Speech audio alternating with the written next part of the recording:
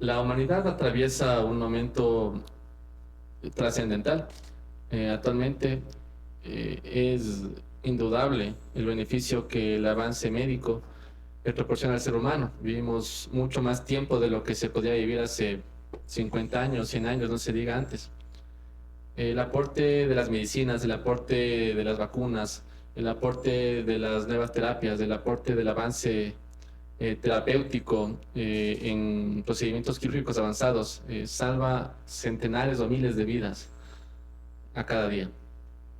Sin embargo, al momento estamos atravesando una disyuntiva importante en la que, a pesar que la expectativa de vida es más larga, nos enfrentamos a nuevos problemas de salud que llaman la atención.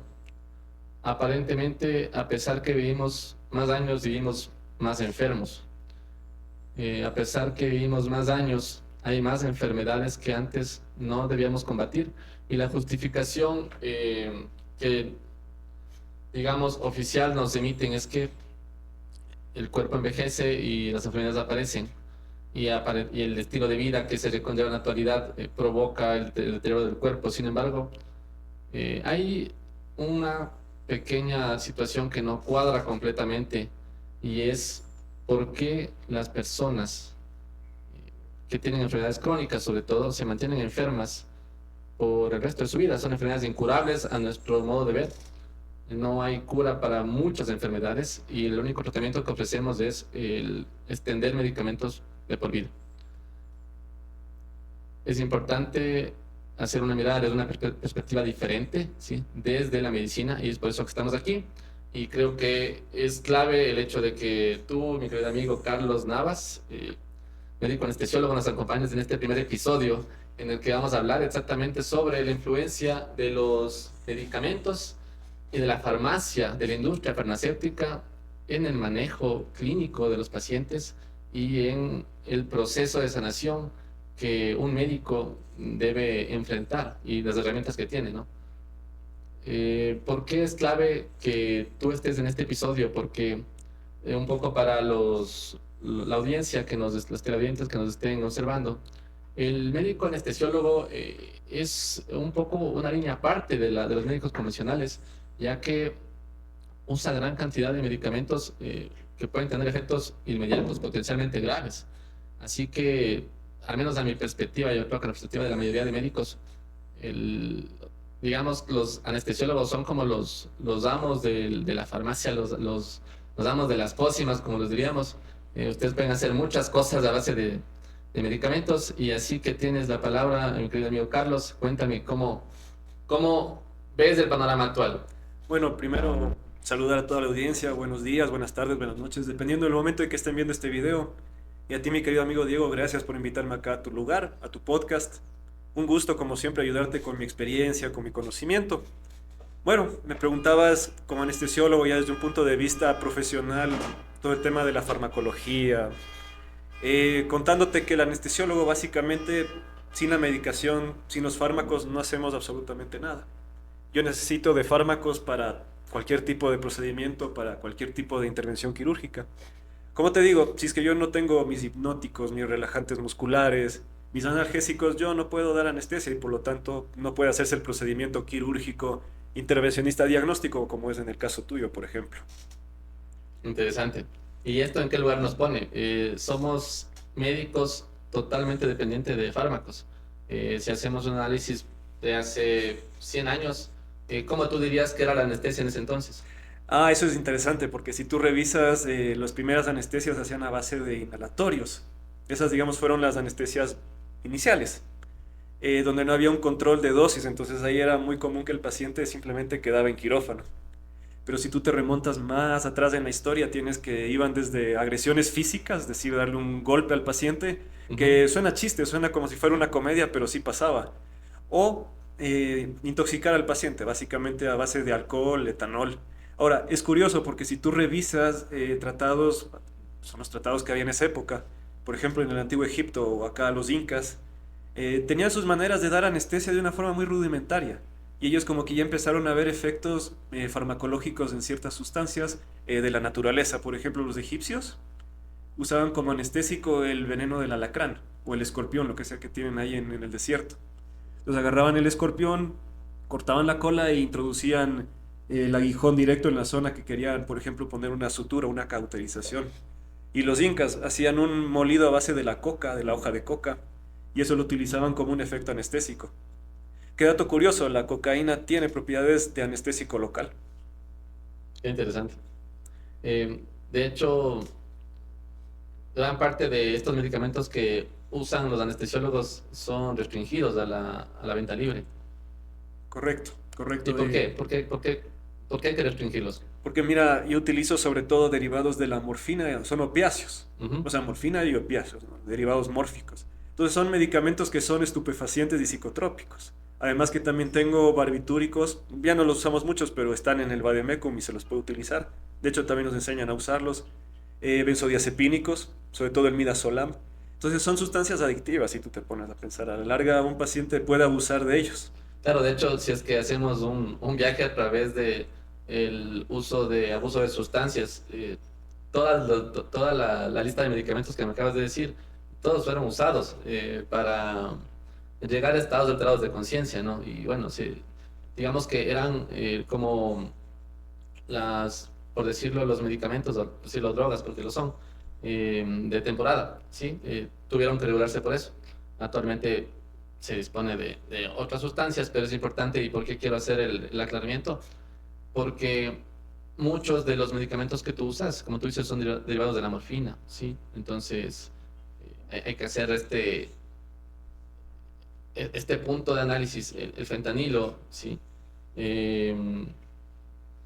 Está provocando ahorita una epidemia en Estados Unidos. La cosa está fuerte. Exacto, una epidemia de dependencia. Exacto. Exacto, es que, bueno, es que tienes que entender la regulación en ese país. Uno por dolor post-quirúrgico, o sea, por dolor, me operaron, sí, me hicieron una laparotomía. Para la audiencia que no sabe, es básicamente abrir la cavidad abdominal enteramente, ¿no? Casi como un libro. Entonces, imagínate, te hacen ese tipo de procedimientos. Va a doler, es una respuesta innegable. O sea, estamos rompiendo un montón de nervios, estamos abriendo cavidades que normalmente no deberían abrirse. Entonces va a doler, obviamente. Ahora, ¿cuál es el problema? La legislación allá sí te permite demandar por dolor postquirúrgico. Entonces, ¿qué hicieron los anestesiólogos, los médicos de allá para cubrirse? Puedes recetar opioides, recetar analgésicos muy fuertes para justamente ahorrarse el tema legal. Claro, tiene sentido. ¿Y esto en qué lugar nos pone? Vemos el beneficio evidente de los medicamentos, de la farmacia, pero ¿cuál es el lado oscuro? En tu experiencia, ¿tú qué podrías decir acerca de cómo la industria farmacéutica está de alguna manera teniendo más injerencia de la que debería, o si es que no es injerencia total, en el manejo actual de las patologías? Ah, ya, ese es un tema interesante, ¿no? Justo el que vamos a comentar el día de hoy. Eh, a ver, lo que tienes que tener claro con el tema de la farmacología, o más dicho, las farmacéuticas, que son quienes elaboran estos y distribuyen los medicamentos a nivel mundial, es que es una entidad enorme.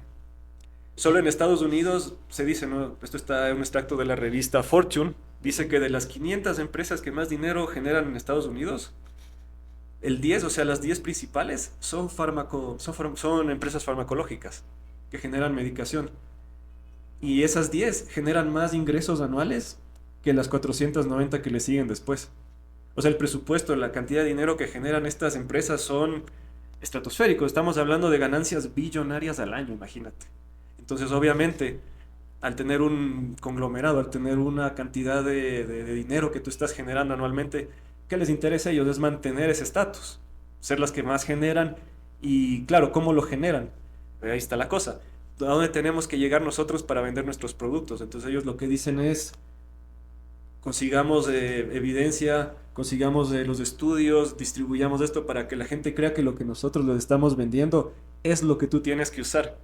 Ya vamos a profundizar un poco más. Ahora, Yo quisiera que hacer una aclaración. A ver, claro. Porque a veces se puede confundir y tomando en cuenta que es un podcast de acceso libre, no es la intención, ¿sí? de hacer una visión conspiranoica de lo que está pasando, ¿sí? Porque es fácil hacerlo, ¿cachas? Es fácil apuntar el dedo a algo sin tomar en cuenta las dos partes de la Correcto. Entonces, vimos de un lado, vemos del otro. Entonces, aquí lo que hay que tomar en cuenta es que de una necesidad evidente, sí, para conservar la salud, para mejorar los tratamientos, se ha visto una oportunidad de hacer negocio. Entonces, ¿cuál es la base de cualquier negocio, cualquier empresa? Es que tiene que ser redituable, tiene que mantenerse en el tiempo y tiene que tener ganancia. ¿Y cuál es la ganancia? ¿Cuál es el objetivo, sí, del medicamento, del fármaco? Es sanar una enfermedad. Si no tienes enfermos, no tienes consumo. Entonces necesitas enfermedades, ¿sí? Y aquí se empieza a poner un poco turbia la cosa, ¿sí? Porque primero podemos partir de a lo mejor hay más enfermos de los que debería haber, o estamos catalogando a más personas como enfermos de lo que deberíamos. Mira, justo eso te quería comentar. Hay un libro, lo revisé hace un tiempo, ¿no? Un libro bastante bueno que justamente hablaba de los abusos de las farmacológicas, farmacéuticas. ¿Qué dice? Que el libro, bueno, voy a dar el nombre, el autor es Peter Gotch. El libro se llama Medicamentos que matan y crimen organizado. Cómo las farmacéuticas cómo han alterado la salud pública. Entonces, ¿qué comenta este autor Gotch? Él dice que básicamente hay una secuencia de eventos, ¿no? Entonces él empieza que desde donde se concibe el medicamento, o sea, desde el laboratorio, ese medicamento tiene que pasar a una revisión, tiene que pasar por un estudio clínico donde se demuestra que ese medicamento tiene efectividad. Entonces ellos, ¿quiénes son los que publican esto? Son las revistas médicas. Entonces obviamente estas empresas tienen injerencia en estas revistas. Entonces, ¿qué les dicen? Les darán incentivos a saber, les darán algún beneficio. ¿Y qué hacen? Aprueban o en sus escritos omiten efectos adversos, exageran cualidades beneficiosas de los medicamentos y en teoría los hacen ver como que fueran lo mejor. Después vienen las agencias reguladoras. Entiendas, en Estados Unidos la principal es la FDA, la Food and Drug Administration, o en Europa la EMA, por ejemplo.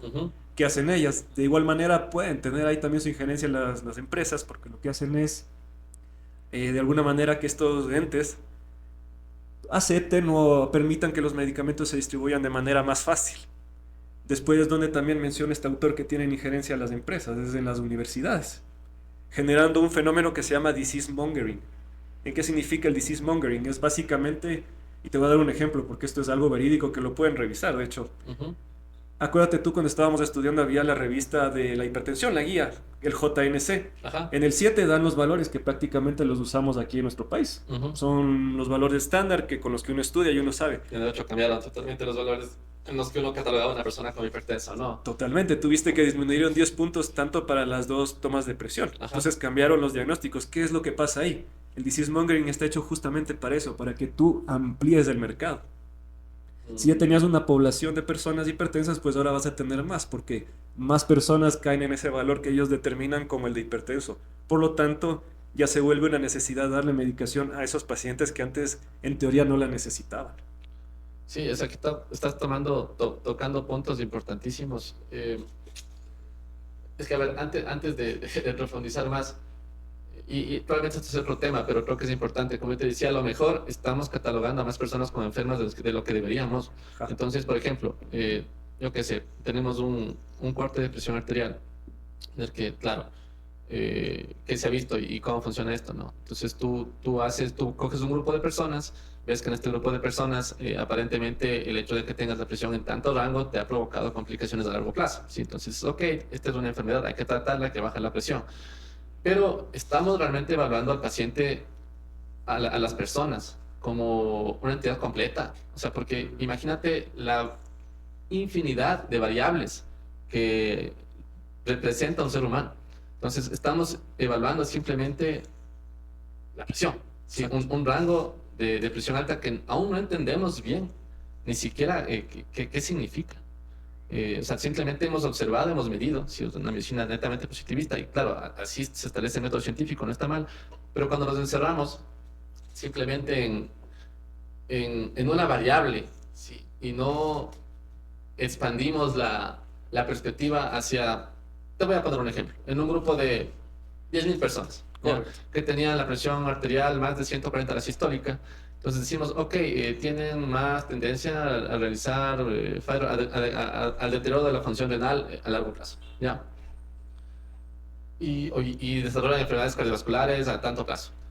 A ver, y estas personas, independientemente de que puedas controlar otras variables como peso, índice de masa corporal, comorbilidades, no estás evaluando un sinnúmero de variables, como qué tipo de alimentación tiene la paciente, independientemente del peso, en qué trabajaba, cómo era su día a día, qué tanto estrés manejaba, eh, cómo era su vida social. ¿Tenía pareja? ¿No tenía pareja? ¿Tenía hijos? ¿No tenía hijos? Nada de eso se considera. ¿Cómo dormía? ¿Dormía bien? ¿Hacía ejercicio? ¿Descansaba? ¿No descansaba? O sea, el ser humano es tan complejo, ¿sí? Y esas variables nunca, nunca, nunca, nunca se cuantifican porque no son tan objetivas para nosotros. Entonces, terminamos cayendo en un sesgo en el que simplemente evaluamos cosas objetivas que nosotros podemos cuantificar, ¿sí? Y en base a esa cuantificar establecer relaciones. Pero seguramente, o sea, es imposible que no estemos dejando de lado variables que estén afectando el resultado, que al final estamos catalogando como una enfermedad o como una complicación de una situación que catalogamos como enfermedad. Eso primero. Y dale, voy a decir algo. No, sí, justamente lo que tú me estás comentando. Tal vez los valores, ¿no? Por ejemplo, en el de diabetes, el de colesterol, es como tú dices, ¿no? Hipertensión. Son valores que se establecen, ¿no? Valores artificiales, si tú lo quieres ver de alguna manera. Como dices, no es lo mismo un paciente que es hipertenso, diabético, versus un paciente que, por ejemplo, ya sufrió un aneurisma de aorta, versus un paciente que esté en terapia de reposición renal. Hay un caso interesante, ¿sabes? Y ahorita hablando un poco de esto, de cómo operan las farmacológicas. Acuérdate de una empresa que sacó el medicamento que es como el insigne para la disfunción eréctil. Ok, Entonces ellos vieron, no vamos a dar nombres, por cierto. de medicamentos. Exactamente, ni de empresas, pero bueno. Ni de farmacéuticos. Ya sabes, porque no los, aquí una cosa, nadie nos paga por lo que estamos diciendo. Ah, sí, está bueno hacer ese disclaimer. No estamos auspiciados por nadie. Exactamente. Todo esto lo montamos nosotros, así que Sí, sí, acá esto es somos libres. ejercicio puro para hablar, ¿no? Como justamente es la otra evidencia, es dar la otra cara de lo que es todo esto de la medicina, ¿no? Pero bueno, volviendo al tema. Sí, toda esta empresa se dio cuenta que, vaya, los hombres lo pudimos hacer. ¿Por qué no en las mujeres? ¿Por qué no ampliamos el negocio hacia las mujeres? ¿Qué hicieron? Simplemente gente de esta misma empresa agarró sus médicos, por así decirlo, sus lacayos y les dijeron, a ver, hagan estos artículos, escriban sobre esto, para justamente convencer a la gente de que tienen que recetar. ¿Qué hicieron? Generaron una serie de 7 ítems, 7 puntos diagnósticos, que de hecho el más sonado fue que si la mujer deja de tener deseo sexual. Pero nunca analizaron si es que esa mujer, por ejemplo, se le murió el marido, estaba pasando por depresión previa, se cambió de casa, de país, le diagnosticaron alguna enfermedad crónica. No analizó nada de eso. Imagínate que estamos tocando la superficie, ¿no? O sea, la psique humana es tan completa, o sea, tan compleja, que o sea, todas las manifestaciones que nosotros tenemos de adultos a la final son un resultado de las experiencias que vivimos de niños y adolescentes, ¿cachas? Correcto. Entonces, o sea, lo primero, o sea, y lo primordial, ¿cachas? Deberían decir, no es que usted no es psicólogo, no, lo primordial debería ser, o sea, primero ver cómo, o sea, cómo tus miedos, tus traumas de la infancia están repercutiendo en tu estado adulto, ¿sí? Y te están complicando, te están mostrando síntomas, tu cuerpo te está diciendo, hey, esto está mal, sana, sana, sana. Y nosotros, ok, toma una pastilla, toma otra pastilla. Y la presión vuelve a subir. Ah, no, es una hipertensión resistente, toma otra pastilla.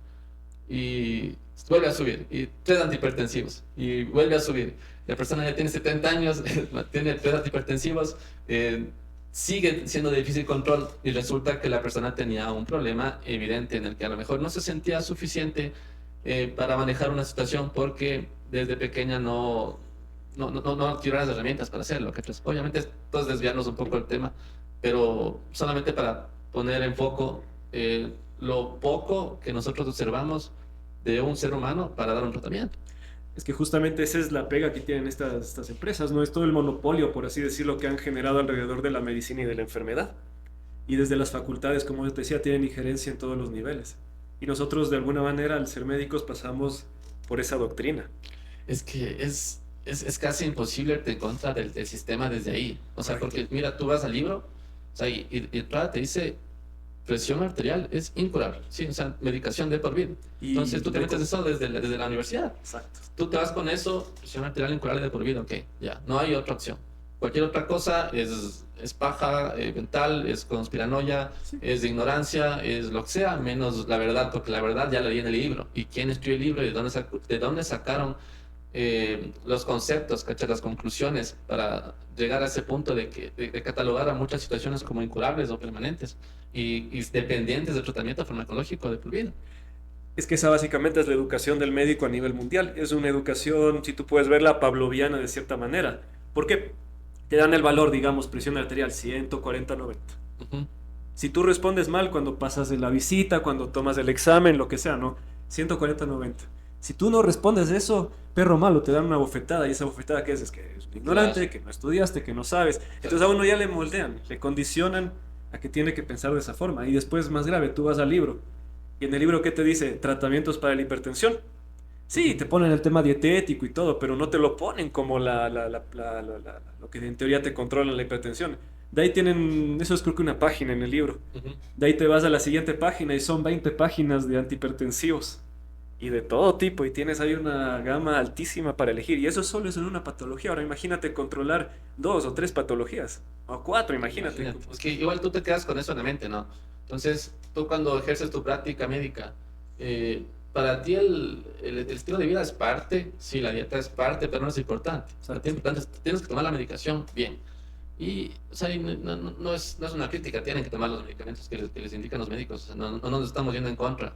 Eh, Solo queremos hacer una observación muy crítica de que probablemente hay otro camino que no se lo está viendo y no se lo quiere ver porque a quien emite o a quien está encargado de la creación de nuevos medicamentos, de su elaboración y distribución no le conviene. Exacto. Y miren, esto es para la audiencia, los médicos no somos estúpidos, o sea, no es una cuestión de que ¿por qué nadie se ha dado cuenta de esto? No, o sea, en realidad el sistema de medicina basado en evidencia es fuerte, es robusto y de hecho tiene muchas herramientas y estructuras para evitar que esto pase precisamente.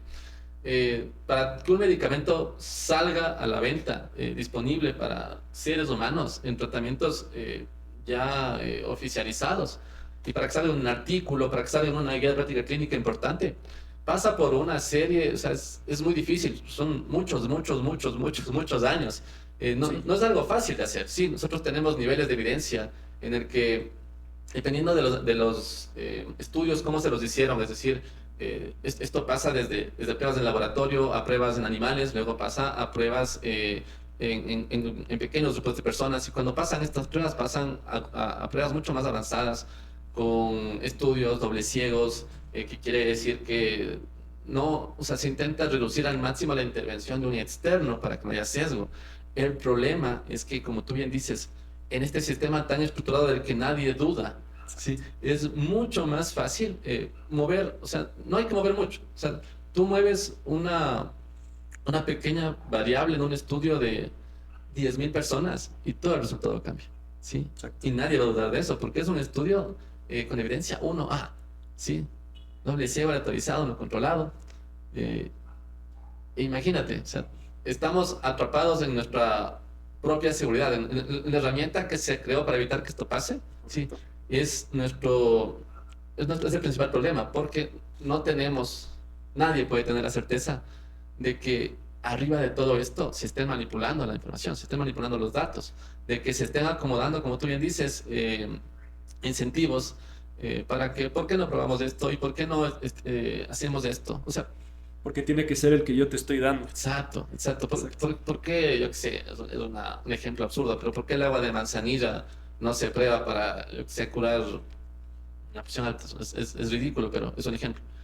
Porque el agua de manzanilla no la puedes vender, ¿sí? Porque está al alcance de todos. Entonces a nadie le interesa, ¿sí? ¿Por qué no se prueba el estilo de vida con aplicación de ejercicios de bajo impacto, con dieta, una dieta baja en azúcares, hidratos de carbono, solamente versus el medicamento? ¿Por qué? Porque no es éticamente correcto. Exacto. Porque tú no le puedes dar a una persona un medicamento que sabes que le baja la presión, que en teoría para nosotros es una enfermedad que te provoca complicaciones potencialmente graves y mortales. Entonces no le puedes dar a un grupo de personas de eso y a otro grupo darle estilo de vida, darle tratamiento un poco holístico, no le puedes dar acompañamiento psicológico, no, porque no es ético. Entonces, estamos atrapados. Que justamente ese es el lado muy oscuro que tiene las farmacológicas, todas estas empresas grandes. Como yo te decía al inicio, ellos actúan a varios niveles según lo que hay la evidencia, ¿no? Ujú. Te voy a dar un caso que a mí me gustó bastante, más que nada, no por lo que pasó, sino porque hay una película que yo recomiendo generalmente, y sí, sí te la recomiendo en su momento, se llama El jardinero fiel. Ah, sí, sí. Esa película es basada en un evento de la vida real. ¿Qué pasó? En el norte de Kenia, perdón, de Nigeria, hay esta población que es Kano. Entonces en Kano, ¿qué hicieron? Llevaron medicamentos, justo hubo un brote de meningitis bacteriana. Para la audiencia, meningitis es la inflamación del sistema nervioso central, es decir, del cerebro, las meninges, por bacterias y virus, ¿no? En este Ujú. caso fue por una bacteria, ¿ya? Se le llama el meningococo. Entonces, ¿qué pasó? Hubo un brote de esto. Ese año murieron aproximadamente unas 15.000 personas en ese país, justamente por este brote. Entonces, una de estas empresas, ¿qué hizo? Empezó a introducir medicamentos. De hecho, hay un medicamento de nombre Trovan o Trovafloxacina, justamente un antibiótico para combatir este patógeno. Entonces, lo que hicieron es que dieron Trovan a un grupo de pacientes y dieron ceftriaxone, que es en teoría el medicamento establecido para tratar esta patología, a la otra mitad. Entonces, ¿qué es lo que pasó aquí? Dieron el medicamento, sí, murió un montón de gente, murieron sobre todo niños. ¿Qué es lo que pasa al final? Hay denuncias, decían que el estudio se hizo, porque de hecho hicieron el estudio con estos pacientes en África. Entonces las críticas fueron que primero el estudio no tuvo el correcto tratamiento ético. ¿Qué quiere decir? Que la carta del comité de ética era falsa. O sea, de hecho se le escribió un año después de que el estudio ya había concluido. Eso fue una denuncia que se hizo. Otra denuncia que se hacía es por qué están dando un medicamento experimental en un caso de un brote donde debería darse el medicamento en teoría ya estudiado y que ya tiene todo el respaldo científico detrás para ¿En qué dárselo. año pasó esto? Esto fue en el 1996. Ah, pero no es tan antiguo. No, o sea, estamos hablando que fue hace unos 30 años atrás. Ya casi, Claro. hace 30 años. A la hora que grabamos esto. Qué locura. Entonces ahí están las críticas, ¿no? Entonces, ¿por qué se dio un medicamento que en teoría era experimental en una población vulnerable, por así decirlo? Claro. Entonces ahí es donde se genera la desconfianza, ¿no? Hay mucha gente, dicen que a raíz de este evento en África, en este país de Nigeria sobre todo, dejaron de usar medicamentos occidentales, porque ya no tenían confianza. Ellos decían, nos están dando medicamentos que literalmente están matando a nuestra gente. Entonces se Claro. vio que este Trovan generaba daño en el hígado, Qué, principalmente. qué fuerte eso que dices, ¿ah? Nos están dando medicamentos que literalmente están matando a nuestra gente, ¿no? Y mira todo el movimiento que actualmente hay con el tema de la desintoxicación, de filtrar el agua, de los microplásticos, que muchas cosas están más que comprobadas, los metales pesados, etcétera, etcétera, etcétera. Y o sea, nos estamos metiendo un montón de medicamentos. Hay personas que toman 5 6 7 8 hasta 10 medicamentos al día. Sí. Y mira que no, o sea, incluso está aceptado. O sea, te voy a poner un ejemplo. Una enfermedad autoinmune promedio eh, se maneja con metrotexate, por ejemplo. Correcto. Entonces, tú ves el daño que el metrotexate provoca en el cuerpo. O sea, tiene complicaciones, o sea, más que vistas y comprobadas, y son efectos adversos aceptados, ¿sí? Y está bien, porque simplemente la respuesta es que no tenemos otra herramienta para controlar estas enfermedades. Pero, o sea, ¿qué responsabilidad tenemos nosotros también como médicos de, de buscar otra opción? O sea, es tan complicado, o sea, y también sí quiero que se entienda que, porque es lo que se suele generalmente divulgar es que los médicos son cómplices. Mm.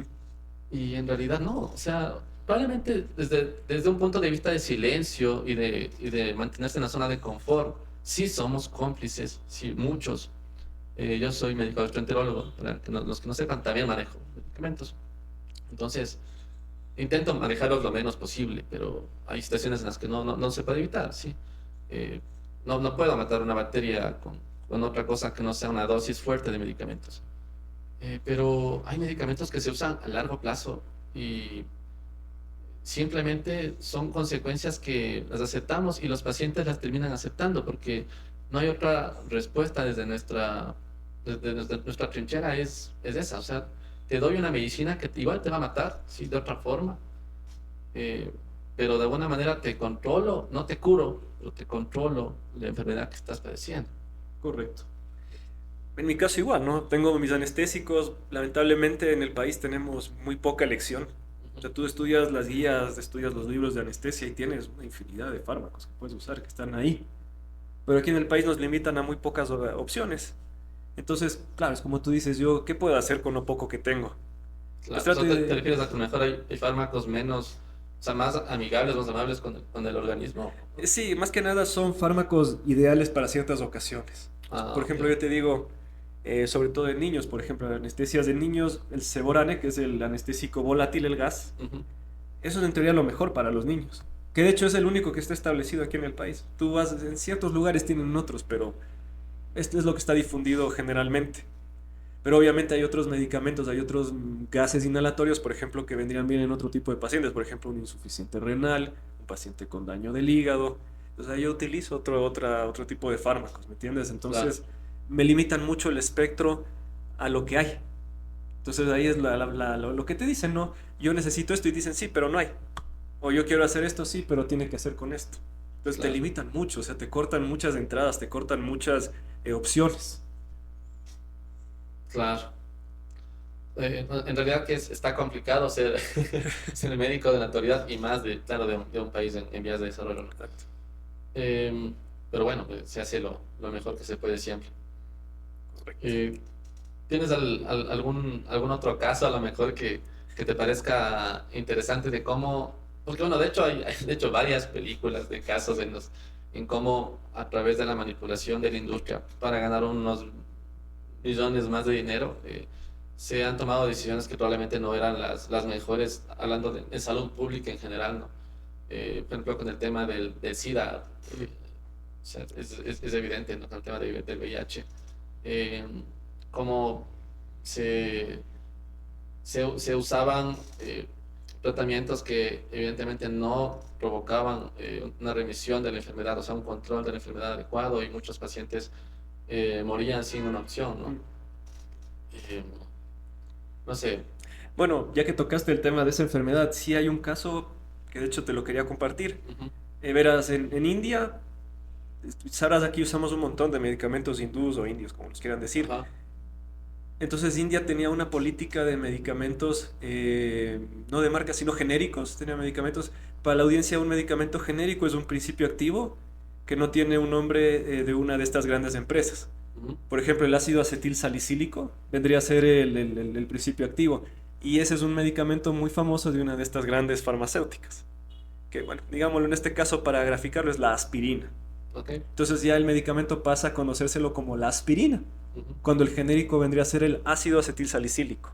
Ujú. Ok, entonces en India tenían un mercado muy amplio de este tipo de medicamentos justamente para evitar que las grandes empresas abusen con los precios. Ok. Conociendo justamente el fondo social que tiene la India, que de hecho, sí, hay zonas en la India que tienen un PIB más alto que Suiza, Ujú. pero tiene zonas en la India que tienen un PIB más bajo que Senegal. Ujú. Entonces son poblaciones muy desiguales. De hecho, India es el país más desigual del mundo en cuanto a poder adquisitivo y cómo vive la gente. Claro. Bueno, volviendo al tema, en India había este mercado grande de fármacos genéricos. Entonces ellos como tenían un exceso, obviamente lo exportaban. Ujú.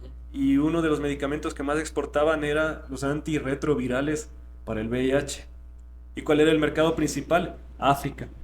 Y África subsahariana, donde se tiene el dato que viven entre 30 a 40 millones de personas infectadas con el VIH. Hay sitios donde incluso, por ejemplo en Botsuana, se tiene que el 40% de las mujeres ya están infectadas con el virus. Imagínate. Y esta es una población que no tiene el poder adquisitivo alto, entonces Claro. necesitan ¿qué? Los medicamentos genéricos, que por lo general y de hecho como norma son más baratos que los medicamentos de las grandes farmacéuticas. Ujú. Entonces obviamente ellos vivían y de cierta manera dependían para mantener su salud de estos medicamentos genéricos indios. Ujú. Entonces, ¿qué pasa? Que en el año de 1997 hay un cambio en la ley, en el reglamento de los hindús, y pasan más bien a estar medidos por medio de las patentes. Entonces, mucha de esta empresa de genéricos se destruyó, o sea, se acabó. Del día para la noche se terminaron todas estas empresas que hacían los genéricos. Y obviamente no solo en India, sino también en otros continentes sufrieron esa repercusión, imagínate. Si tú comprabas un medicamento el día de mañana, pues simplemente ya no lo tienes. Y lo que un tratamiento estándar te costaba $150, pues ahora te va a costar 1.500 al año. Considerando que tú tienes ingresos bajos, ¿cómo te costeas tu enfermedad? Claro, y o sea, aquí estás tocando un tema bien importante. Esto tiene que ver mucho con estas enfermedades que como son un problema de salud pública a nivel mundial, la mayoría de veces son subsanadas por, pasan a tomar parte de un problema que el gobierno debe solucionar.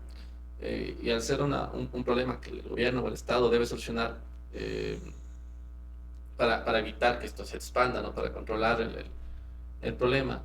eh, la mayoría de estos tratamientos, o sea, hablemos de VIH, hablemos dejemos de VIH, muchos de estos tratamientos son subsidiados y muchas veces entregados completamente por parte del Estado. Por ejemplo, acá en Ecuador es así. ¿Y cuál es el tema aquí, no? O sea, que, claro, no te curo del VIH. La expectativa de vida actualmente es muy cercana a la de una persona sin VIH si tomas el tratamiento normal, pero debes de tomar antirretrovirales muy costosos por el resto de tu vida, ¿sí? Entonces, este es un negocio redondo que de hecho incluso evade en muchos países el tema del poder adquisitivo, porque como son medicamentos que van subsidiados por el Estado, es un negocio que no pierdes, ¿no? O sea, no puedes perder en ese negocio. Y algo similar ocurre con el cáncer, por ejemplo. Porque, o sea, el manejo de cualquier cáncer es súper costoso, ¿no? Las terapias de quimioterapia son muy altas, ¿sí? Y como es una enfermedad crítica, también muchas veces tiene subvenciones del Estado, ¿sí? Entonces, tú no le puedes negar a una persona un quimioterápico para que su cáncer avance y muera. Entonces, obviamente, esto depende mucho de la legislación de cada país y de dónde estemos hablando, pero o sea, en muchos países esto sí está cubierto por el Estado.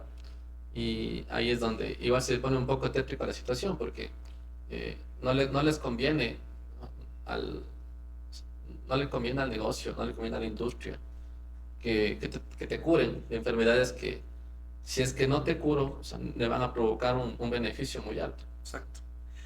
Es que al final es un negocio redondo, es un monopolio. Y muchos de estos medicamentos inicialmente, ¿qué eran? De estas grandes empresas. Entonces tú necesariamente tenías que consumir mi medicamento para tú estar sano. Porque si dejas de consumir mi medicamento te vas a enfermar, te vas a empeorar. Exacto. Entonces es como tú dices, es un negocio redondo, es todo un ciclo, ¿no?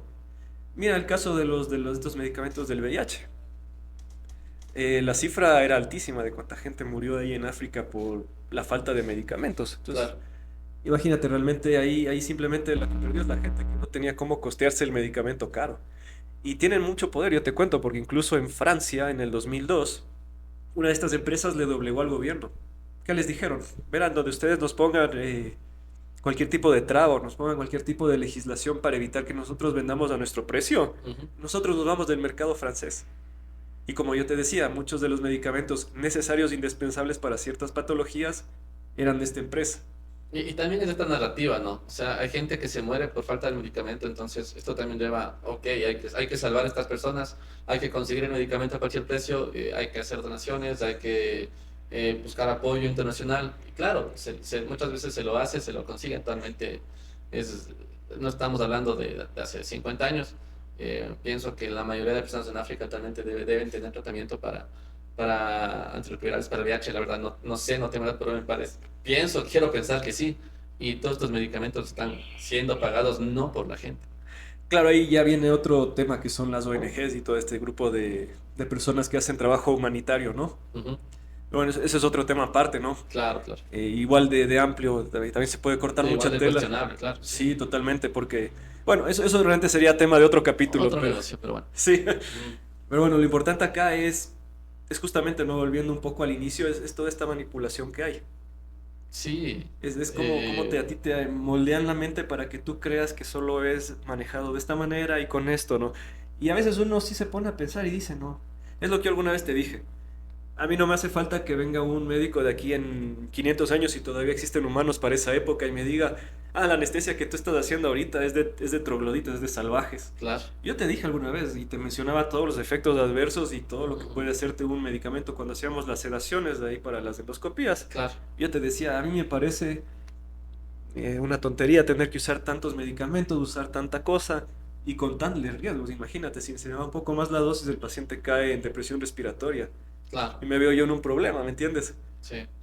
Entonces yo digo, es esa limitación que tenemos, ¿no? Y es la imposibilidad realmente de poder hacer otra cosa, ¿me entiendes? Es que mira, sí, para nosotros es difícil, que estamos desde adentro, ¿cachai? Sí, Desde adentro, observando lo que está pasando, tenemos conocimiento de causa de todo esto que hablamos.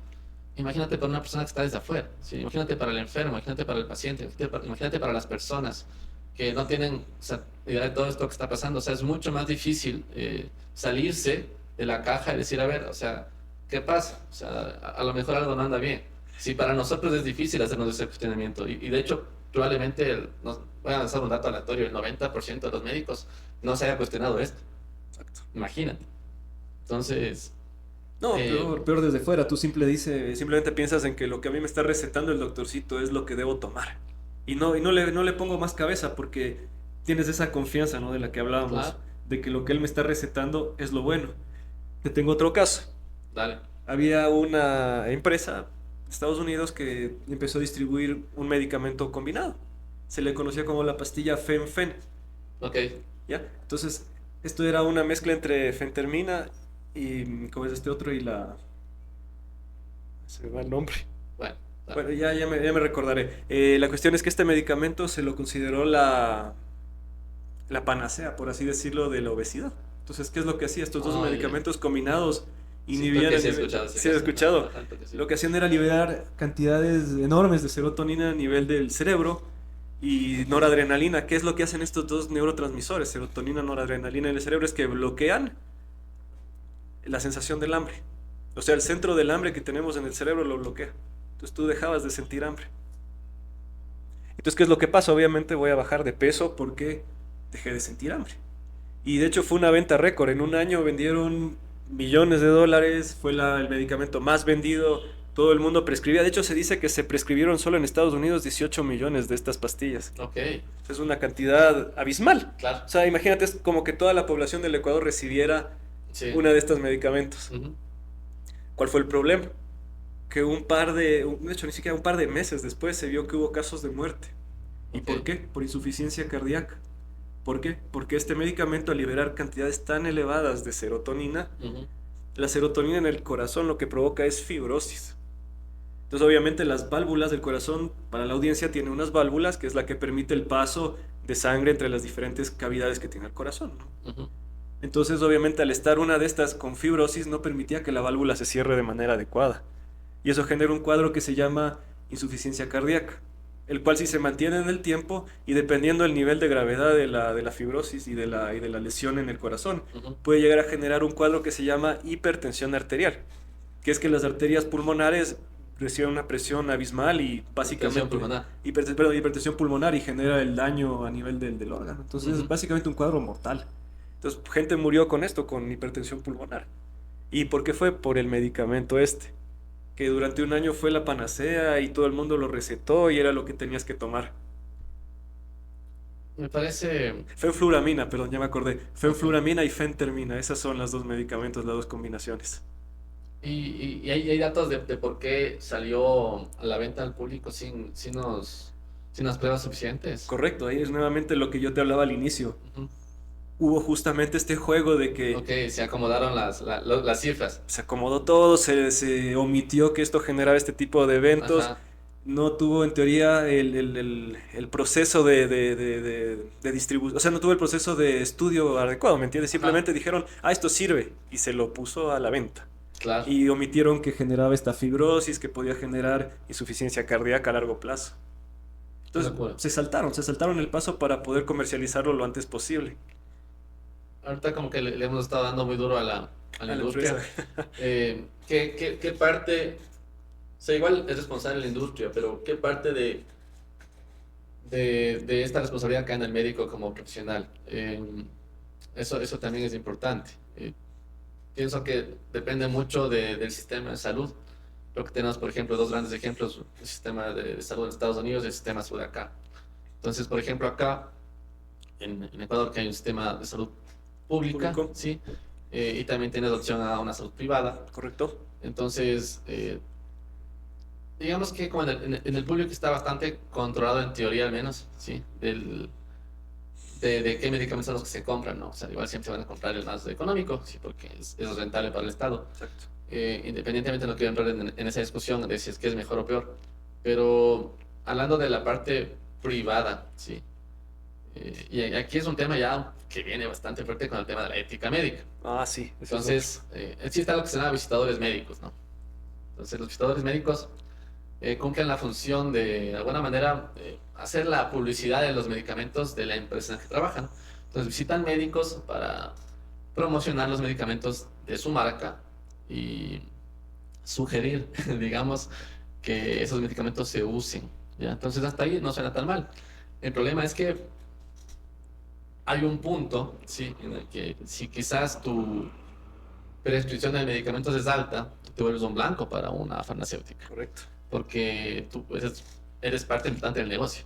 Entonces, es como que el hombre del maletín. Entonces ahí viene digamos que el visitador, por decirlo así, y te plantea, ¿no? Necesito que prescribas mi medicamento y tú vas a tener un beneficio, ¿sí?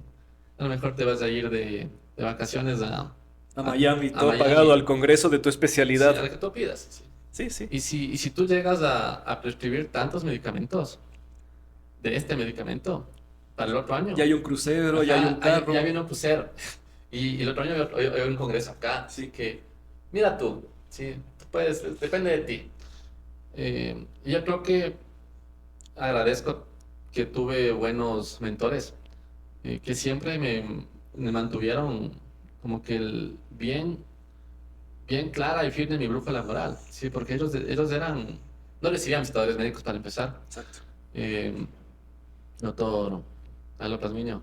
Ah, saludos. Saludos, doctor Galito Pazmiño. Una persona muy ética, muy honorable. Él tenía la firme creencia que la mayoría de medicamentos no servían para mucho y era más un negocio, ¿no? Entonces él prescribía estrictamente lo necesario y nunca cayó en este juego de la farmacéutica, ¿no? Otros médicos que sí caen, sí, no voy a decir nombres de eso, obviamente. No.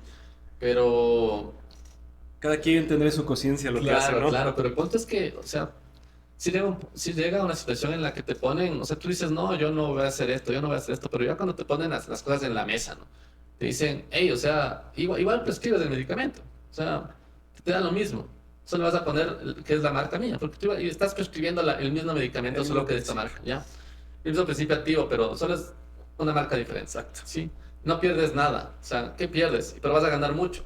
Entonces yo pienso que ahí es donde caen gran parte de los profesionales, porque a pesar que en teoría suena a que no estás haciendo nada malo, y eso yo ya te había comentado antes, tú inevitablemente vas a caer en un sesgo, ¿sí? Es un sesgo, sí. Ajá, porque a lo mejor o sea, tu criterio clínico ya no es limpio, porque está sesgado porque tú quieres prescribir más. Entonces, a lo mejor no necesita el medicamento ese paciente, pero en tu razonamiento ya no estás razonando solamente beneficio para el paciente, estás razonando también que, pero a lo mejor no le va a hacer mal, a lo mejor sí necesita, démosle nomás. Y vas a empezar a prescribir más de lo que prescribías antes. Es que esa es justamente una de las grandes críticas que se tiene, ¿no? Y justamente yo te decía, citando a Lagos en toda su obra, él dice que justamente ese es uno de los niveles donde sí afecta estas empresas. Justamente ya es un poco más abajo en la cadena, donde ya viene el hospital y o profesional. Entonces justamente ahí están estos incentivos que tú dices, ¿no? Claro. Y son fuertes porque al menos aquí se lo trató de controlar un poco, pero yo te digo, en otros países donde inclusive en la televisión salen medicamentos en comerciales de tele, medicamentos que se prescriben, ¿no? O sea, que están bajo receta. Imagínate, ponen a un deportista, un famoso, comercializándolos. Es poco lo que puedes hacer. Además, mira, yo te pongo otro ejemplo, es el del FENFEN, justamente que lo mencionábamos. Ujú, ¿Cuántos médicos se habrán acercado en ese lapso de tiempo a decirles recete el FENFEN, ujú. ponga? Claro, ¿Qué incentivos habrán ofrecido, no? claro. Y mira que yo te hablo acá en un sistema, o sea, que aquí se lo ve como mal, Sí, ¿cachas? Pero ponte en un sistema netamente privado, como Estados Unidos es normal. O sea, ahí no tiene nada de mal. O sea, de hecho, las farmacéuticas tienen influencia incluso en el tema administrativo, incluso en el Congreso. sí, claro. O sea, de hecho, hay muchos congresistas que están abiertamente auspiciados. Entonces, este es un tema que aquí a lo mejor tenga un poco de como que, ay, no, el médico.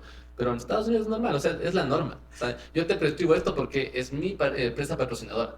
¿Sí? Exacto. Y ellos me respaldan y yo les respaldo y me canto vale, todo. Pero, ¿qué hay detrás de todo eso? Mira, yo te cuento, me pasó a mí este día de experiencia personal, fue Ujú, en la rural. Justamente para la audiencia igual, la rural, si no lo saben, todo médico en el país, una vez que se gradúa de médico general, tiene que irse un año fuera, generalmente a provincia, a atender pacientes en atención primaria de salud, valga la redundancia. ujú. ¿Qué me pasó? En esa época había un comercial en televisión donde recetaban un medicamento que era para justamente la memoria. Ya, Entonces decía, yo me olvido y me tomo mi medicamento. Y yo te puedo decir que por lo menos 10 personas, 10 adultos mayores, me vinieron a pedir ese medicamento. ok. Y es un medicamento que no estaba en el cuadro básico de medicamentos, ¿no? Sino Ujú, estaba afuera. ajá. Y me exigían prácticamente que yo les recete eso. Ujú, Y yo les decía, "Ah, pero si es que hubiera, a ver, me decían, es que ya me estoy olvidando, es que ya no me acuerdo". Digo, pero es que ni siquiera existe una cura para la demencia, menos para el ujú, Alzheimer. O sea, ujú. ¿cómo voy a prescribir algo? Y más aún algo que yo viendo los principios activos, yo digo, son solo vitaminas, es Ujú, magnesio, por ahí algo de zinc. ujú. ¿Cómo voy a prescribir eso? ¿Me entiendes? Claro, o sea, y no ese es el tema de que las vitaminas estén mal en sí, sino de que no o sea, se pretende curar una enfermedad neurodegenerativa con algo que no tiene nada que ver. Eso te iba a decir, O que a entonces, lo mejor sí, pero no se puede manejar así las cosas, ¿cachas? y yo te iba a Ajá, decir eso, ajá. justamente quizás daba esa percepción de Ujú, que tengo más memoria porque lo que sí era un activador central, ¿me entiendes? O ujú, sea, sí me despiertan, sí me mantienen más activo y más vigil, y por ahí tal vez se confunde el efecto y dicen, ah, es que como ya está más vigil, ya pone atención, ya se acuerda, ¿me entiendes? ujú. Pero obviamente no cura un proceso degenerativo y menos uno neurológico, ¿me entiendes? Claro, o Entonces, sea, y te digo, a lo mejor, o sea, a lo mejor, obviamente eso no va a curar, ¿no? O sea, pero exacto. a lo mejor la cura de ese tipo de patologías incurables para nosotros sí está desde el otro lado, Ah, ¿cachas? sí, por Sí, supuesto. pero no así tampoco, o sea, es que eso es caería en lo más bajo de lo bajo. O sea, Exacto. ni siquiera es en el fármaco que está de alguna manera globalmente aceptado y que se venden millones y millones de millones de millones diarios. O sea, ni siquiera es caer en eso, ¿cachas? O sea, es ya caer en un fármaco que no tiene nada que ver y solamente te lo venden por publicidad, ¿cachas? O sea, ya es... Eso voy, es el nivel de manipulación que tiene, Exacto, ¿me entiendes? exacto. Entonces, toda esa gente estaba pero confiadísima de que eso les iba a curar, o sea, que básicamente les iba a arreglar los problemas que tenían. Ujú, Y no solo con eso, imagínate, había uno, no sé si te acuerdas, hace unos años de yo tomo, me voy de farra, me hago pedazos del hígado y me tomo mi medicamento para curarme y ya no ujú, estar mal al día siguiente. claro. Cuando no es así, ¿me entiendes? Entonces, ya es una Sí, manipulación demasiado y más que nada es abusiva porque se abusan de la ignorancia de la sí, gente que no sabe. o sea, y no solo de la ignorancia de la gente, ¿no? Porque mira, hay muchos profesionales que, o sea, te digo, yo, como soy gastroenterólogo, No. he visto muchos pacientes con hepatopatías crónicas que los manejan con, no voy a dar nombres de medicamentos, pero digamos, por decir así, vitaminas para el hígado, ¿ya? Que, o sea, ¿qué diablos, no? O sea, eso te lo venden en la televisión, en la publicidad de YouTube. O sea, que toma esto para tu hígado, pero, o sea, que un profesional que estudió 10 o 15 años de su vida, pero escriba eso como un tratamiento, es un poco triste. Claro. A la final está limitándose a eso, ¿no? Sí, o sea, es que mira, o sea, hay tantas aristas que se pueden evaluar en cuanto al, Sí. al, al uso y al mal uso del medicamento. Eh, o sea que, o sea, si nos ponemos nosotros a intentar ver lo macro, ¿cachas? O sea, cómo nos manipulan desde arriba. O sea, muchas veces te dices, a lo mejor ni siquiera les hacía falta tanto esfuerzo. Exacto. Ajá, porque, no, está bien, tan bien preparado que ningún médico en sus 5 cabales, o sea, no ninguno, pero la gran mayoría te va a aceptar una conversación como la que estamos teniendo. O Ah, sea, no. te va a tachar de loco. O sea, Sí.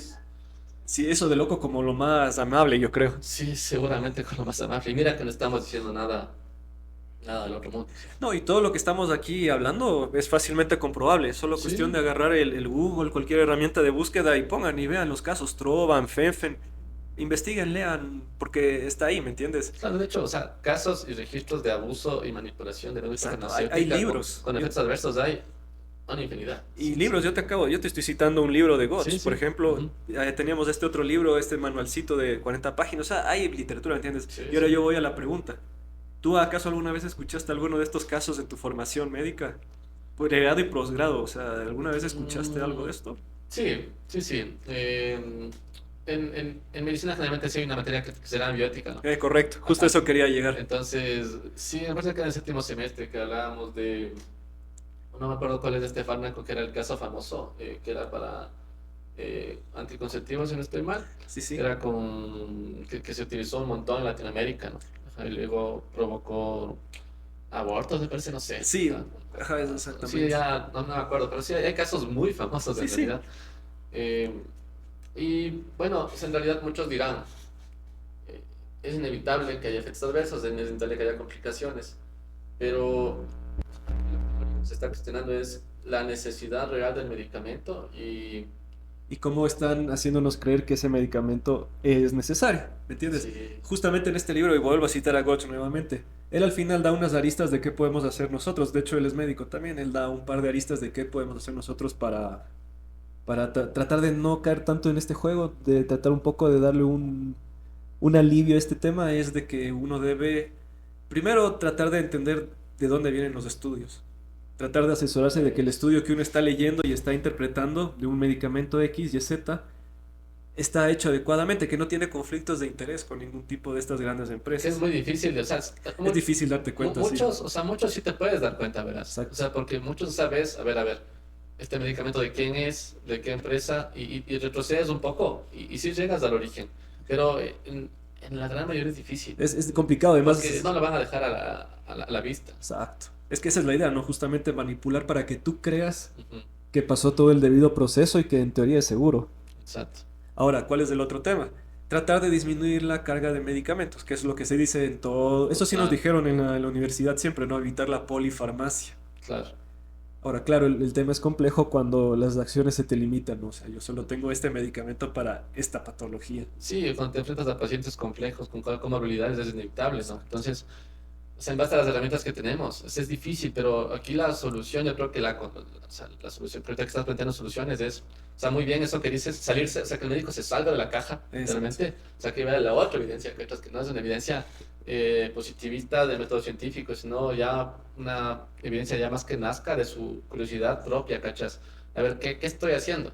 Entonces, ¿será que es la única solución? Vea las cosas un poco más de arriba. Te digo un ejemplo.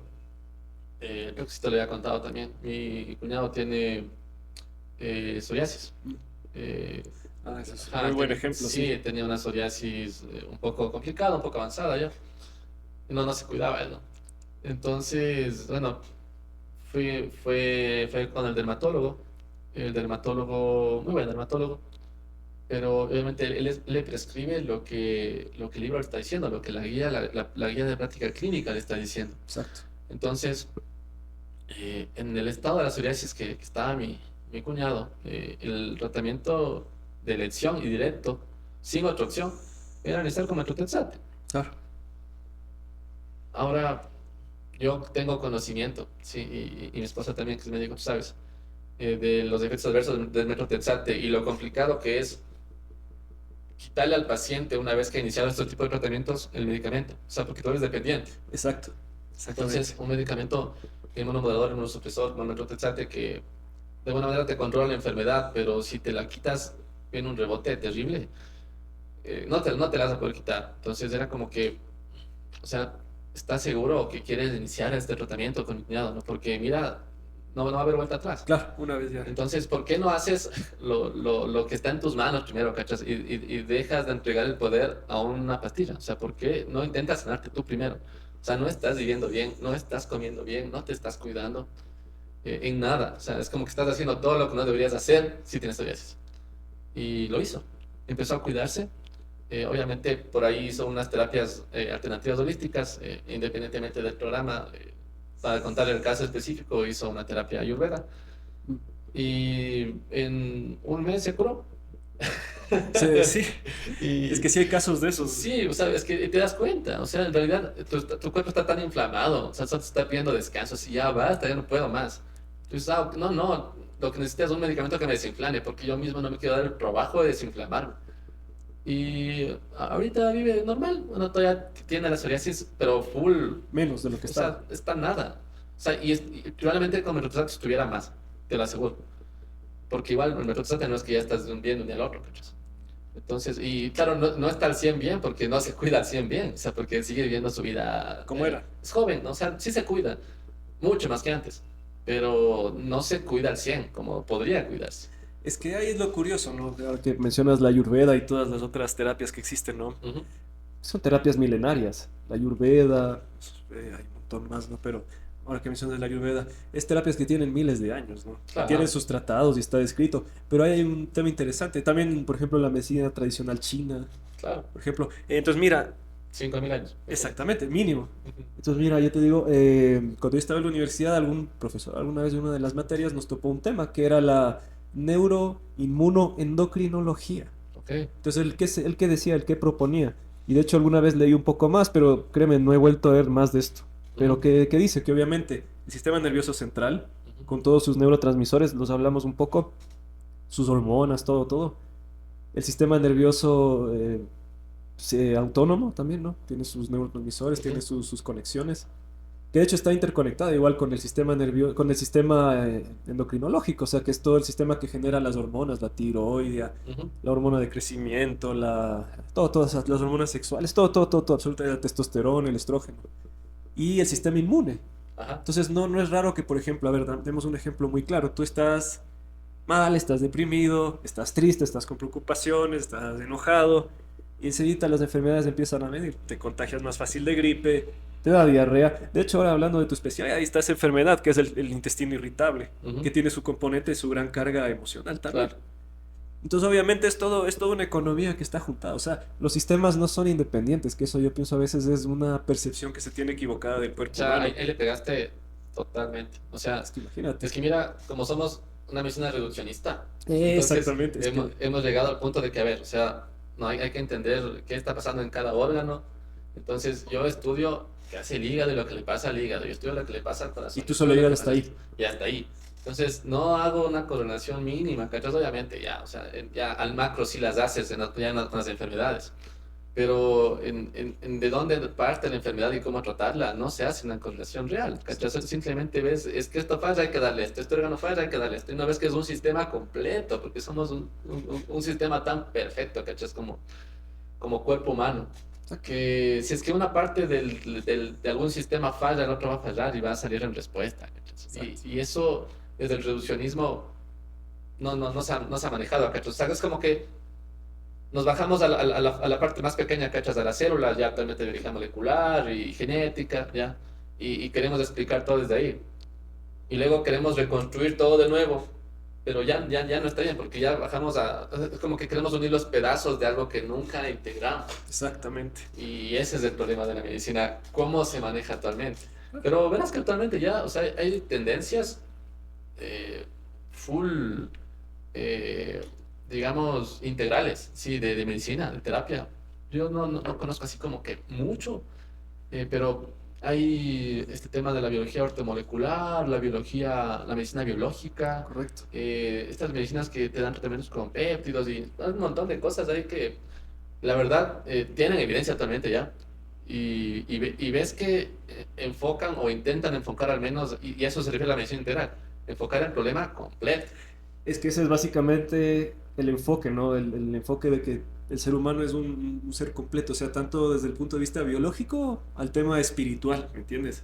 Claro, Entonces, si uno está fallando, yo puedo estar muy sano, ¿me entiendes? Puedo estar perfecto, no tengo enfermedades, en teoría. en teoría, pero si aquí arriba yo tengo algún problema, no estoy al 100% bien, obviamente va a ser cuestión de tiempo para que empiece a haber Exacto. una representación física de ese Ya algo va a malestar que aparecer, yo decir, tengo. ay, pero yo estaba sano, claro, todos estamos sanos antes de enfermarnos, pero es un Y tema de presencia también, o sea, el tema es mucho más complejo en realidad, si vamos a hablar ya de sanación, ¿cachas? exactamente. Complicado. Es un tema complejo, pero mira, yo creo que aquí es que sigue. Entonces, mira, yo aquí propongo dos puntos de vista y todo depende de cómo sea la evolución humana, ¿me entiendes? Ujú, Si seguimos en el camino que estamos ahora, que aquí hablamos, contigo hablamos mucho de estos temas de la sombra, la espiritualidad, ujú, pienso que ahorita la humanidad actual está cruzando por un gran proceso de sombra, ¿entiendes? Estamos muy ensombrecidos. ujú.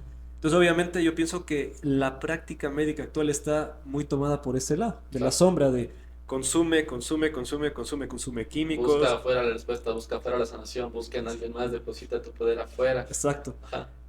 Yo más bien pienso que un poco el enfoque que el médico debería tener o por donde la medicina debería irse en un futuro, más bien es abordando esto, ¿no? Este eje que yo te decía, el neuroinmunoendocrino, que es solo el primer ápice, por así decirlo. Claro. Yo creo que es fácil, o sea, es fácil juntar los sistemas, ¿no? Ahora lo complicado es cómo lo hago, ¿me entiendes? Sí, Suena un poco contradictorio, sí, hay líneas, pero, ajá. pero, Ponte la medicina germánica, más o menos, o sí, sea, sí, intenta hacer algo así. Eh, claro que eso es más un tema cuando biodecodificación, ¿no? Pero exacto. en realidad, o sea, yo he visto algunas escuelas ya de médicos profesionales que lo hacen, o sea, y es interesante. Y por ejemplo, ellos lo primero que van a buscar siempre es que tengas depresión adrenal, ¿cachas? Ah, ya. Lo primero. Entonces, por ejemplo, ellos para gran parte de enfermedades, lo primero que hacen es como que compensar con un poco de esteroide. Porque como estás siempre en estrés constante, Sí, es como que, estás ajá, secretando corticoides a maneras industriales exacto. siempre. Entonces siempre estás como que depletado, tu reserva adrenal está súper baja. Pues los manes como que te tratan casi siempre, para muchas enfermedades, con corticoides. O sea, que te dan dosis bajas, ¿no? Y, Pero y muy tiene, bajas. y tiene toda la Tiene todo el lógica. Si sentido, tú te loco. pones a ver, tú tienes un paciente que está chocado, está un paciente que estaba con un problema de hormonas. ¿Qué es lo primerito que se repone siempre? Corticoide. Claro, sí, sí. Porque esa es la primera respuesta orgánica que tenemos, ¿no? Exacto. Todo el sentido del mundo. Sí, y mira que muchas enfermedades, yo que sé, esas enfermedades como que súper raras que aparecen, que dices, ah, yo qué sé, no, por ejemplo, me dio una alopecia areata, que no sé qué me pasa, cosas así que no tienen mucha explicación desde nuestra perspectiva, como Sí. la gran mayoría de enfermedades. Sí, Eh, o sea, cuando las manejas desde el punto de vista holístico, ok, a ver, ¿dónde están tus depresiones orgánicas, naturales? O sea, ¿qué te está faltando, cachas? Y empiezas a compensar esas cosas. O sea, el cuerpo solo se restituye y se cura. O sea, en realidad esto es una cosa bien loca. Estaba viendo, hay varios congresos ya que vi que salieron en Argentina de medicina integral. ah, ok, Es increíble, o sea, están, o sea, cuestionando cosas, o sea, lo que estamos cuestionando aquí es nada. Ya, o sea, los bichos cuestionan incluso el cáncer como el diagnóstico terminal. Hay muchos casos de pacientes con cáncer que no mueren. O exacto. sea, que mantienen el tumor en el tamaño en el que está Y se queda ahí. y no crece cuando haces lo adecuado, ¿cachas?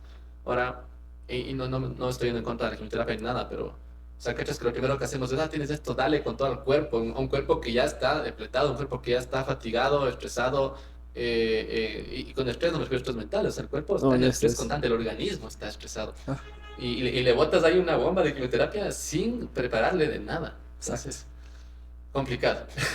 Sí, sí, sí, es que ese es el problema, ¿no? Es un poco es el enfoque que se tiene. Sí, y yo quisiera acabar antes de eso un poco, solamente tocar este tema, aunque es mucho más controversial, A ver. el tema de las vacunas.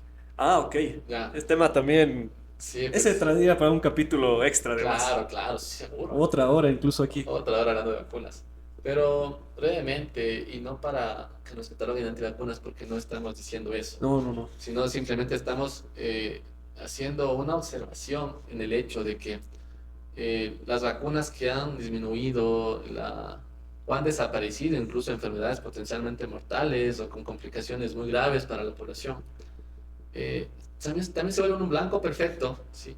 Para ofrecerte un medicamento a todas las personas, porque es para todas las personas, que en algún punto ya se dejó de cuestionar si es necesario o no. ¿Sí? Ya no es un tema de discusión.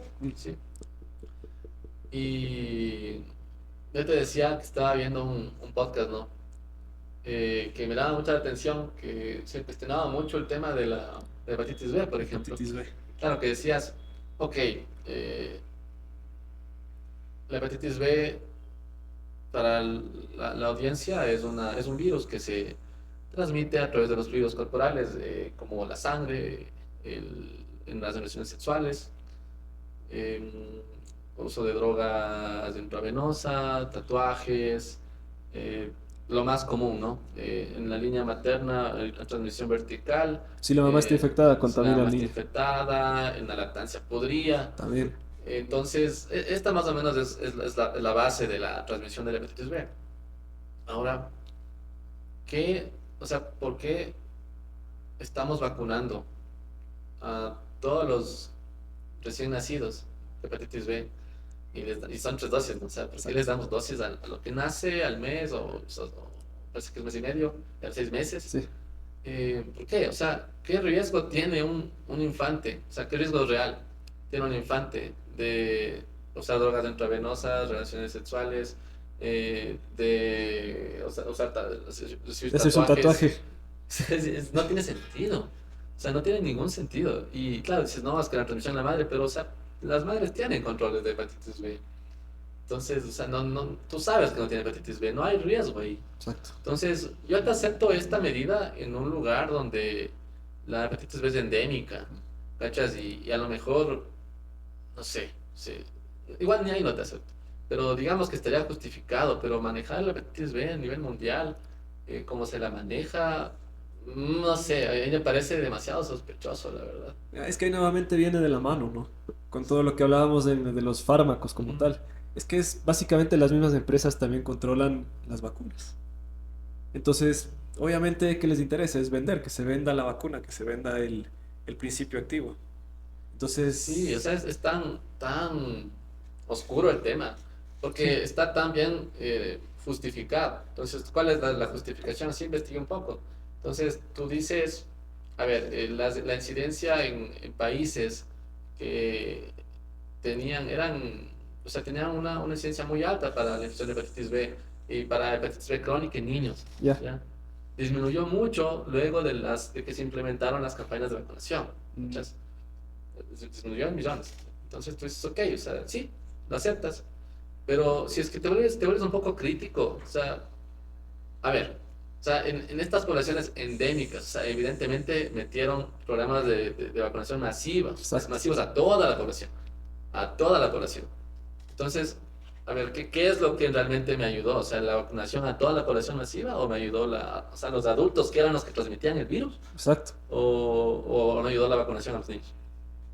Entonces, O las prácticas de salud también. o las prácticas de salud que se incrementaron, o la información, o las campañas. Exacto. Entonces, hay muchos sesgos como para simplemente decir, no, sí, claro, es que ahí bajó la incidencia.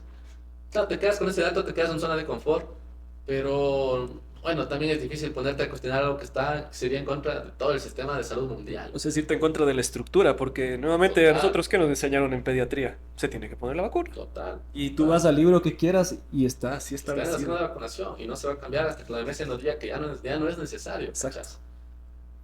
Y ahora el OMS, ¿qué tan confiable es? Bueno, creo que es momento de dejar ahí la discusión por el día de hoy. Pero sí da para más. Creo que deberíamos hacer un episodio solo de vacunas. Es que se da, se da. Sí, sí. Obviamente desde una perspectiva objetiva, ¿no? Es una perspectiva ida o llevada por la desinformación. Nadie está diciendo que no hay que vacunarse. O sea, nadie está diciendo eso. O sea, las vacunas previenen enfermedades graves. O sea, eso es claro, es evidente. Pero bueno, ahí hay mucha tela que cortar. Claro, o sea, ahí más el cuestionamiento sería hasta dónde y para qué. ¿Y cuáles? ¿Y cuáles? Exacto. Porque, claro, hay estrategias, por ejemplo, el polio diría bien, O sea, sí está bien. Obvio. pero como tú dices, la hepatitis B, a mí también ya me Me crea ciertos cuestionamientos. O sea, No sé, la ¿será? TB, o sea, la TV, o sea, te pones a pensar, dices, o sea, ok, Ecuador es un país que que sí es tiene endémico, TB. sí. Sí, pero está justificado en todas las personas, en toda la población, Exacto. o es una población de riesgo. Ahí sería un poco el eje, ¿no? El poder discernir hasta dónde es necesario. necesario y cuánto. Sí, ¿Y a son quién? decisiones difíciles. Sí. Pero bueno, esas no las tomamos nosotros y ni siquiera las podemos tomar, Exacto. porque si es que las tomas tú y te vas en contra de la estructura, haces mala práctica. Exactamente. Porque estás obviando lo que en teoría debe ser una buena práctica. Lo que está establecido. Sí, o sea, por eso también, y creo que para finalizar, no depende solo de los médicos. O sea, depende mucho también, o sea, si no depende totalmente de las personas. Correcto. De las personas que se convierten en pacientes, de la conciencia que puedan tomar. Y y obviamente el trabajo conjunto, ¿no? O sea, médico, paciente tomando ese camino de sanación junta. ¿Cachas? Bueno, eso ya es otro tema de la sanación conjunta. Al final tú te vas sanando con tu paciente. Es Pero, que sí, incluso está entre los pilares de la bioética, ¿no? Que está la autonomía. Que el paciente elige, tú le das las opciones y el paciente elige la que él considera es la que más se ajusta a lo que él quiere, ¿no?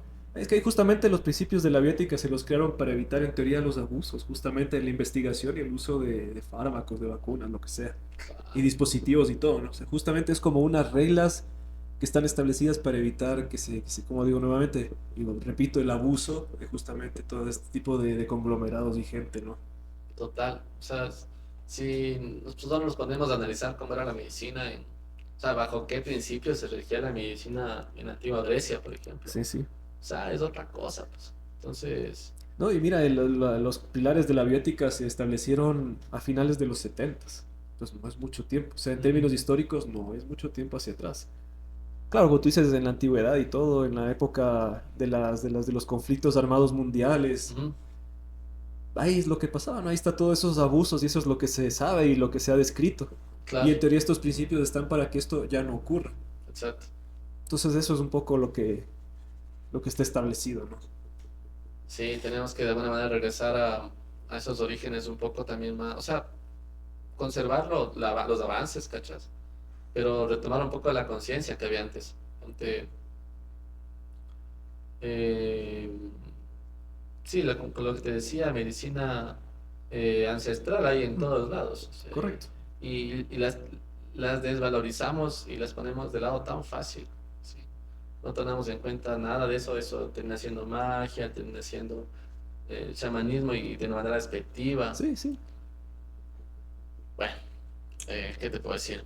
Que igual ese es otro tema, ¿no? Otro La tema. visión occidental versus la visión occidental de la medicina, Medicina ancestral versus medicina moderna. Eso es hermoso, ¿ah? Ese Sí. tema es excelente, pero también necesita conciencias abiertas, porque Ah, sí, sí. no cualquiera puede escuchar eso. Correcto. Bueno, vamos progresando de a poco. Es la idea, ¿no? Sí, Y sí, este tipo de espacios para justamente poner en bandeja y un poco cuestionar, ¿no? exacto. Y un poco pensar más allá de la caja, como decías, es una expresión muy adecuada para esto. Correcto. No me queda más que agradecerte mucho, querido amigo Carlos, y espero que no sea la última vez.